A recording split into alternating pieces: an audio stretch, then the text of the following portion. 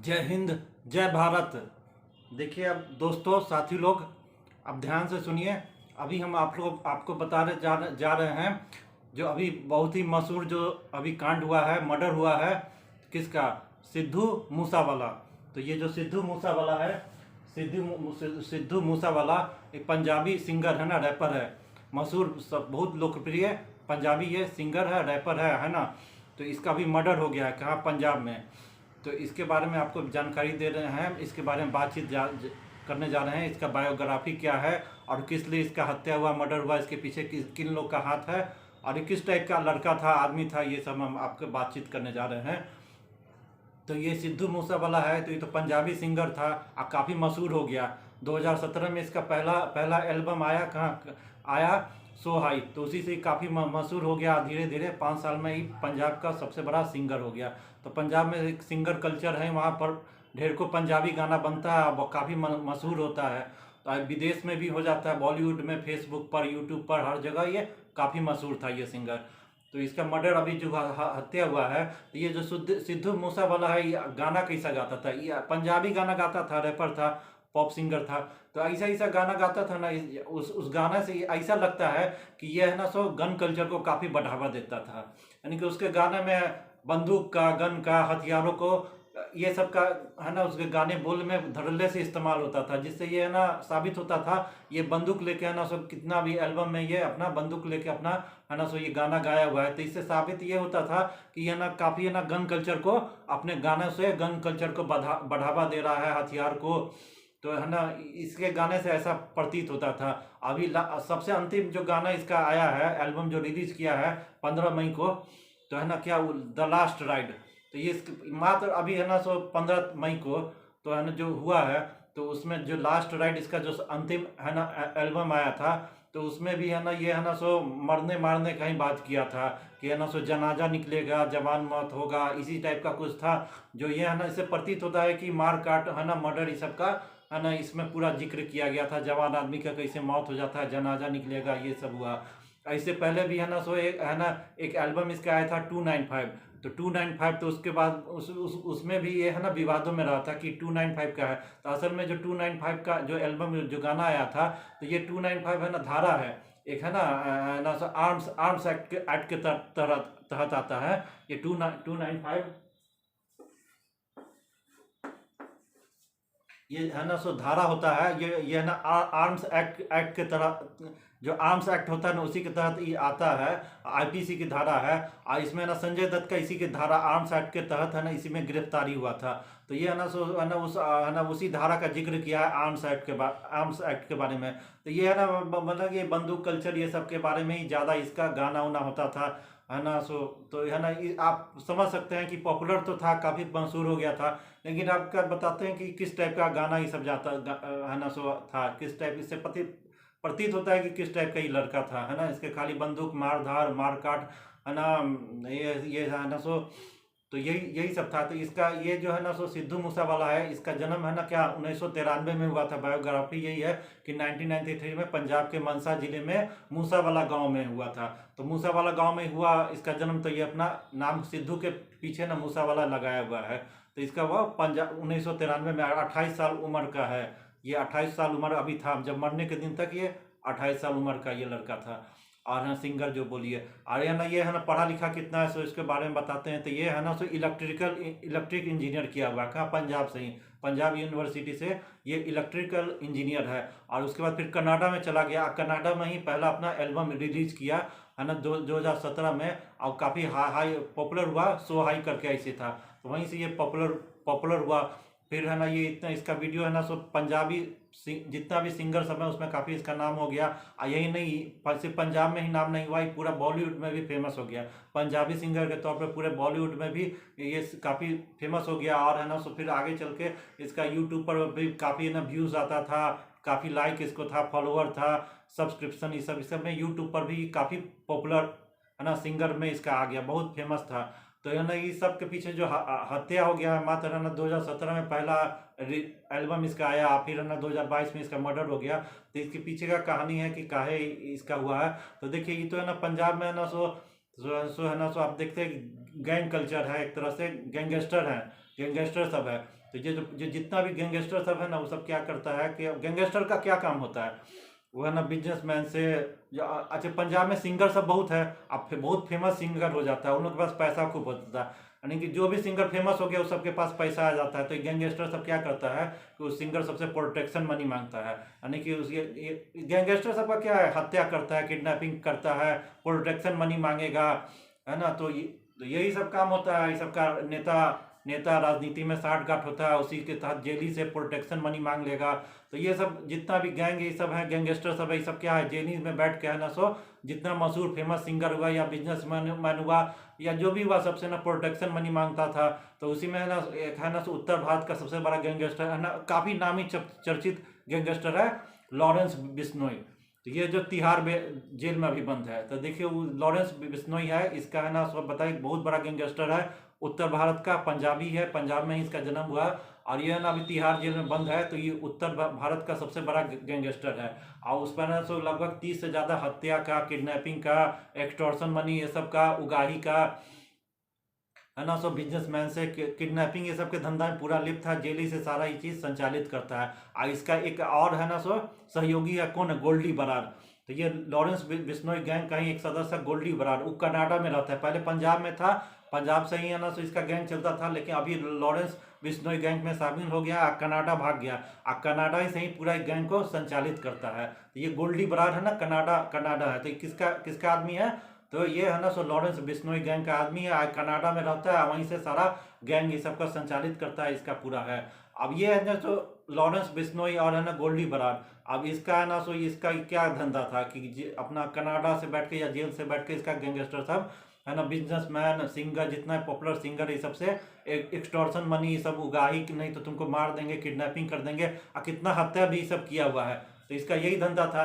अच्छा फिर अलग हट के फिर देखिए तो फिर एक ही गैंग नहीं है, और भी गैंग है। तो पंजाब में एक और गैंग है, तो है ना ये लॉरेंस बिश्नोई के विरोधी गैंग है, देवेंद्र बामिया। तो इसका क्या नाम है, देवेंद्र बामिया। तो ये है ना एक अलग है ना गैंग है, जो है ना सो लॉरेंस बिश्नोई गैंग के विरोध में ये है ना कि उससे है ना सो आगावत इसका चलता है। तो वो भी है ना देवेंद्र बामिया है ना सो गैंग है, तो उसका भी यही काम है, एक्सटॉर्शन मनी लेना, प्रोटेक्शन मनी, किडनैपिंग, नेता ये सबसे साठगांठ, यही सब है। तो यही सब करता है, ये सब का तो यही धंधा है।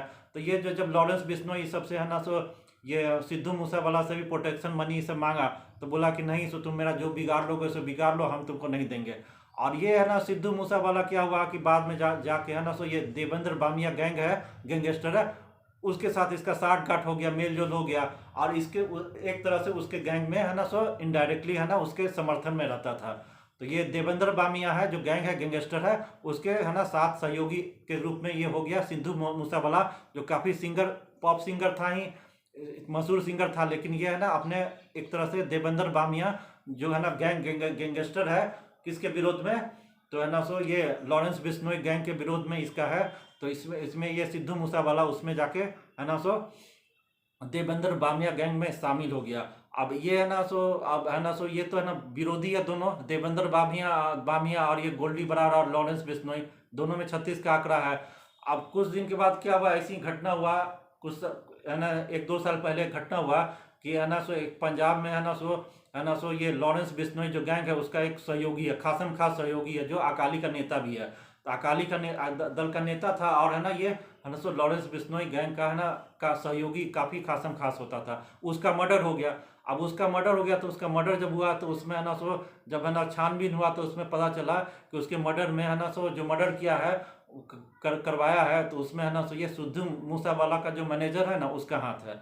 तो ये सिद्धू मूसेवाला का जो मैनेजर है वही है ना सो ये लॉरेंस बिश्नोई का जो खासम खास सहयोगी जो था, उसका है ना सो जो है ना सो जो मर्डर हुआ उसमें है ना सो ये सिद्धू मूसेवाला का मैनेजर का पूरा हाथ है। और फिर इस बार छानबीन आगे बढ़ा तो ये जो सिद्धू मूसेवाला का जो मैनेजर है वो ऑस्ट्रेलिया भाग गया। अब ये ऑस्ट्रेलिया भागा, तो इसमें बाद में छानबीन हुआ, पता चला तो इसको ऑस्ट्रेलिया भगाने में सिद्धू मूसेवाला का ही पूरा सहयोग था, पूरा हाथ था।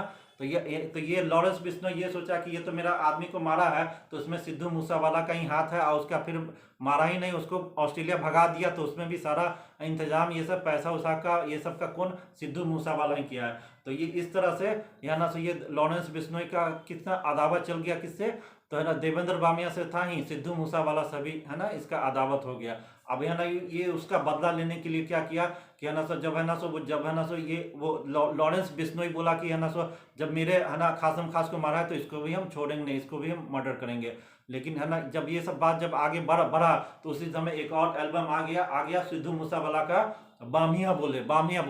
अब बामिया बोले जो है ना, ये जो नया जो एल्बम आया सिद्धू मूसावाला का, तो ये जो है ना सो उसका लॉरेंस बिश्नोई का तो है ना सो अदावा चलता था किससे, देवेंद्र बामिया गैंग से।